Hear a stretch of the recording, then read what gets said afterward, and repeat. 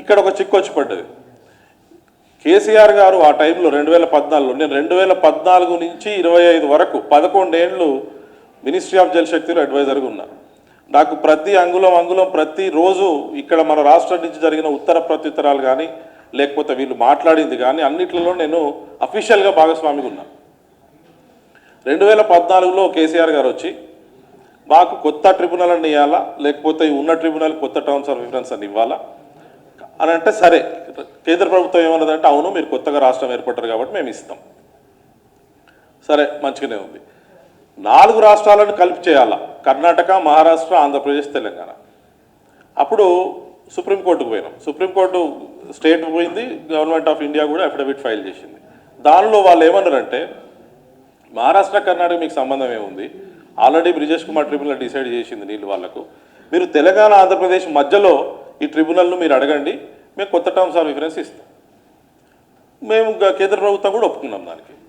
ఈయన కేసీఆర్ గారు లేదు 4 రాష్ట్రాలు ఉండాల్సిందే అని మంకు పట్టుబట్టి సుప్రీంకోర్టులో కేసు వేసి 10 ఏళ్ళు తాత్సారం చేశాడు. కేవలము ఒక ఎడమెంట్ యాటిట్యూడ్ వల్ల, ఒక మంకు పట్టు వల్ల దాదాపుగా 7 నుంచి 8 ఏళ్ళు కొత్త టర్మ్స్ ఆఫ్ రిఫరెన్స్ రాకుండా అయిపోయింది. ఈ లోపల మనకు జరిగిన డ్యామేజ్ ఏంటంటే పోతిరెడ్డిపాడు ఎక్స్పాన్షను 4 టీఎంసీ నుంచి 10 టీఎంసీలకు పోయింది. శ్రీశైలం నుంచి నీళ్ళన్నీ కూడా వేరే బేసిన్కి వెళ్ళిపోతూ ఉన్నాయి. సో ఈ టర్మ్స్ ఆఫ్ రిఫరెన్స్ కనుక ముందే వచ్చి ఉంటే ఇప్పటికీ మనకు మంచి న్యాయం జరిగి ఉండేది, పాలమూరు రంగారెడ్డికి కానీ మిగతా ప్రాజెక్ట్స్కి కానీ. చూపెడతాను నెక్స్ట్ స్లైడ్స్లో. కానీ ఆయన మంకుపట్టు వల్ల మనము దాన్ని ముందుకు తీసుకెళ్ళలేకపోయినాం. చివరికి ఎపెక్స్ కౌన్సిల్ మీటింగ్ 2020లో ఎపెక్స్ కౌన్సిల్ మీటింగ్ జరిగితే షెకావత్ గారు అప్పటి మంత్రి కేసీఆర్ గారికి మీకు కనుక ట్రిబ్యునల్ కావాలి అని అంటే మీరు సుప్రీంకోర్టు కేసు విత్డ్రా చేసుకోక తప్పదు అని చెప్తే అప్పుడు ఆయన విత్డ్రా చేసుకున్నాడు. అది కూడా మాట ఇచ్చినాక సంవత్సరానికి విత్డ్రా చేసుకున్నాడు. ఒక పేజ్ అఫిడవిట్, ఇక్కడ లాయర్లు చాలామంది ఉన్నారు అడ్వకేట్స్, ఒక్క పేజ్ అఫిడవిట్ నేను విత్డ్రా చేసుకుంటున్నాను వేసినందుకు గంట సేపు పడుతుంటాయి. సంవత్సరం తీసుకొని అప్పుడు వేసాడు. ఆ తర్వాత మాకు కొత్త టర్మ్స్ ఆఫ్ రిఫరెన్స్ ఇచ్చేటందుకు మాకు 7.5-2 ఏళ్ళు పట్టింది, ఎందుకంటే లీగల్ ప్రొసీడింగ్స్ ఉంటాయి. చివరికి 2023లో కానీ మేము చేయలేకపోయాం. తర్వాత రెండో ఆప్షను ఆ బ్రిజేష్ కుమార్ ట్రిబ్యునల్ ఏదైతే వీళ్ళు ఏపీ రీఆర్గనైజేషన్ యాక్ట్లో ఇచ్చినరో దాని ప్రకారం పోవడం. దాని ప్రకారం పోతే కనుక మన తెలంగాణ నోట్ల మట్టే.